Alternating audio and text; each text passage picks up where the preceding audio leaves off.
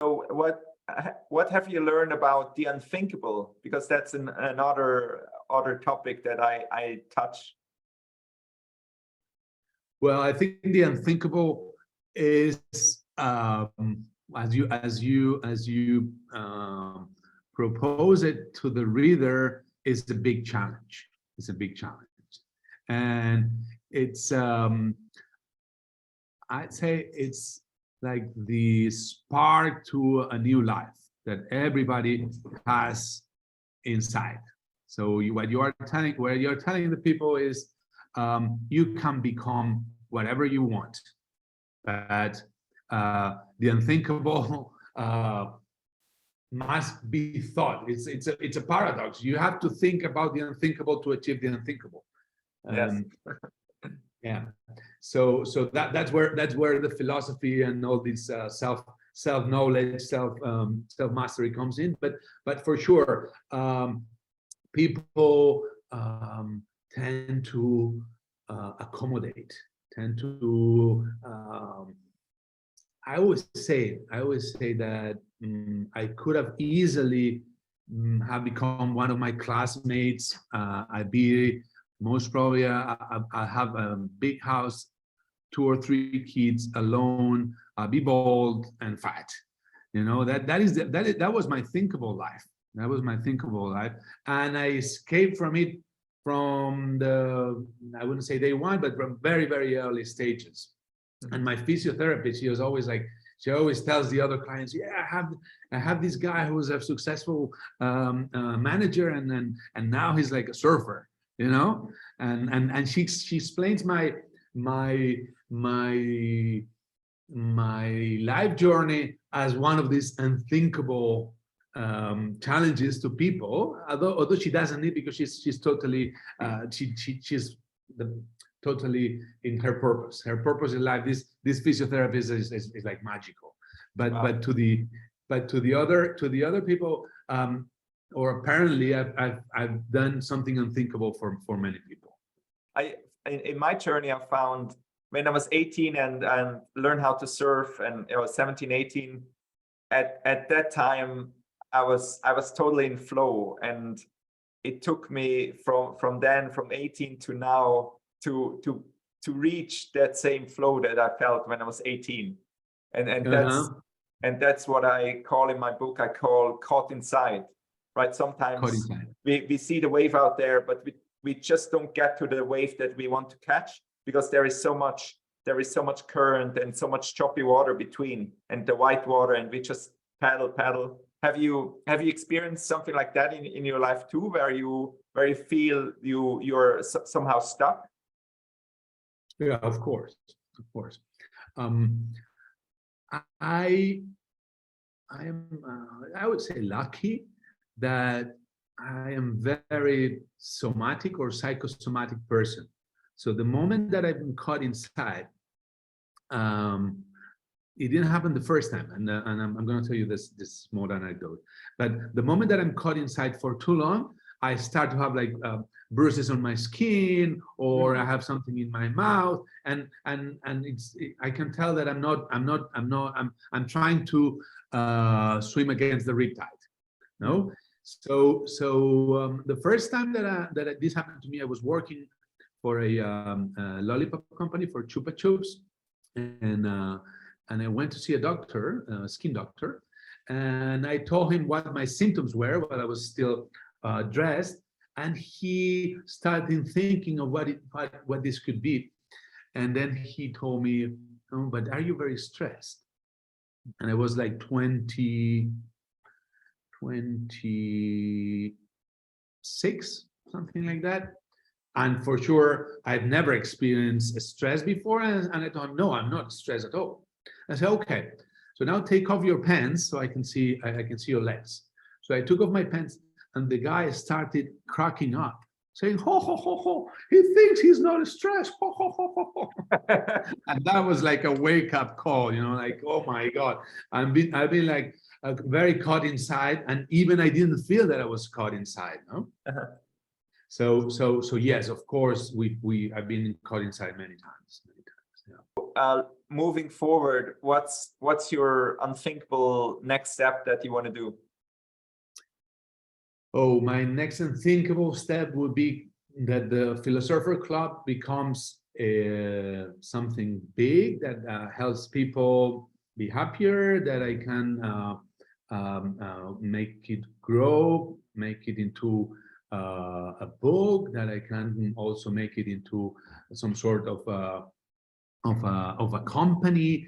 And my end goal would be like to have some sort of like a platonic academia, like a surf resort where people can come and we can discuss philosophy and surf together. So that would be like my end goal, you know, that the unthinkable, that the Philosurfer Club becomes the Philosurfer Academia in some amazing beach in Morocco or a place like that. Actually, what I'm just sharing the next book that I want to write now which is also related, of course, to surfing. Because I went through divorce and I'm a divorced dad now. I want to write a book about how to empower your kids to catch their dreams. So I want to write a book for single dads, how to create great relationships to themselves first and to the kids, and then empower them by catching their dreams to make them catch their dreams. Because in the book I talk about self-love, right? Flow, so finding love and oneness within. If you don't find that love and oneness within, you cannot love other people. So it's kind of the relationship to yourself that the ocean teaches you, that I would like to take to the kids, to the dads and the kids. Yeah, for that, I don't know if you know, there's I think it's called The Power of I Will by Sean Tomson, the book. It's a book, you know it? It's a book. Yeah, yesterday I just watched a YouTube interview with him.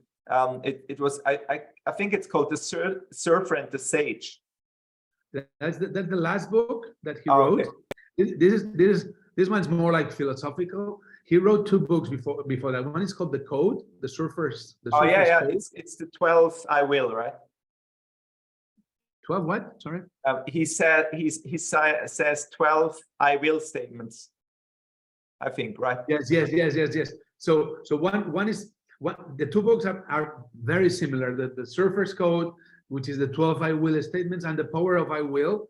One is more for kids, for grown-ups.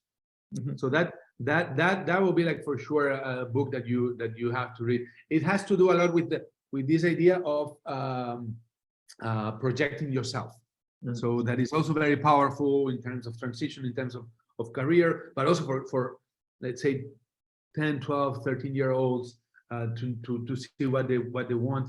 I think that's an important book.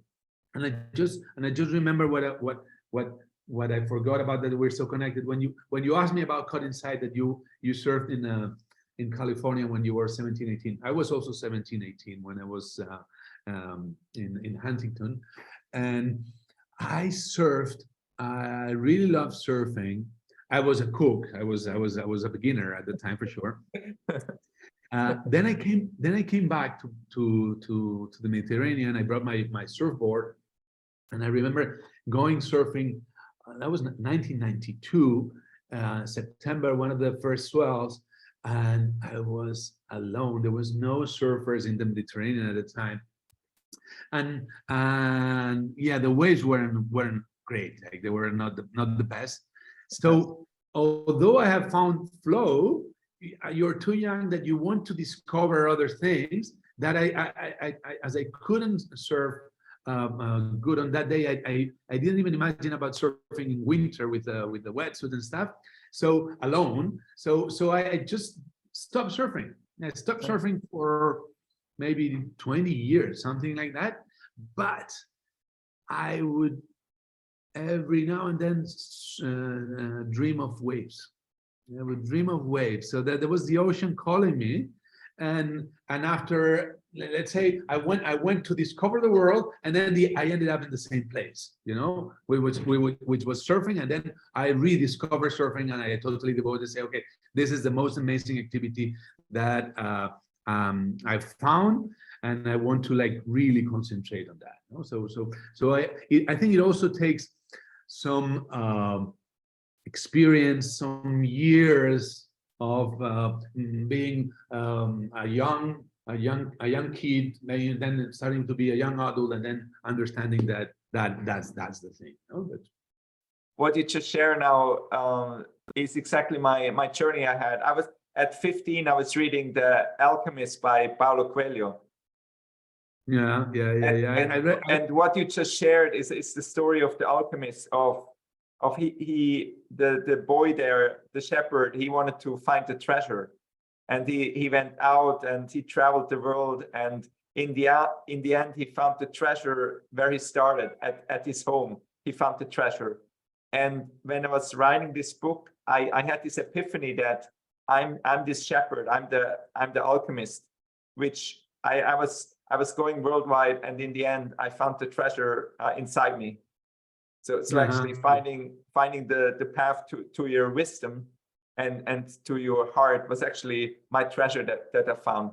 And this, so I read this book at 15, and maybe at 35, 36, I had this epiphany or 37. So many years later, I found that I'm this shepherd that found the treasure, which is I'm good enough, and I have so much wisdom inside. Because when I started writing this book, I was going out to find achievers that live a successful and fulfilled life, and I realized that they all have the same challenges as I do, and that we are all extraordinary people. We can all do the unthinkable.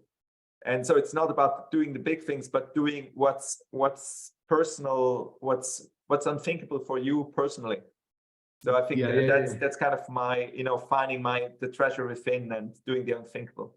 That connects with two philosophers. I think one is Marcus Aurelius, that says that everything that you need to be happy is inside yourself. It's inside your head. So that is for sure one idea. The other one would be Aristotle, who says that we all have, like, let's say that we come with a little seed inside ourselves that we need to make it blossom. Okay, so first we need to find what is our purpose, which takes time. And I don't think it's something like so determined that it's only one purpose. I think that we can have many purposes, and in different phases of our lives we can change this purpose. But the thing is being connected to your purpose. This is like this is what connects us to a higher level of energy. Okay, so when you are every day going to work and you hate what you do, you hate your job, you hate your boss, you hate the company, that connects you to a very bad energy that at the very end, I think it could even kill you. You can like develop very, very bad illnesses out of that. On the contrary, when you find your purpose and you make this thing blossom, you become a better person, a higher person, and then you do what you're, let's say, meant to be. This Aristotelian terms. You connect with your telos, with your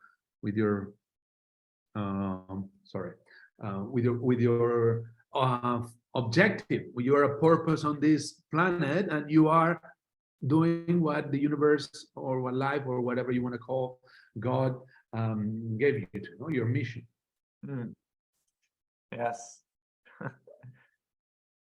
Yeah, I cannot say much about this because this is exactly what I'm talking about. It's great. Yes. I think many people think about unthinkable things in different ways, but then when you connect them or when you explain them, at the end they are all very, very similar.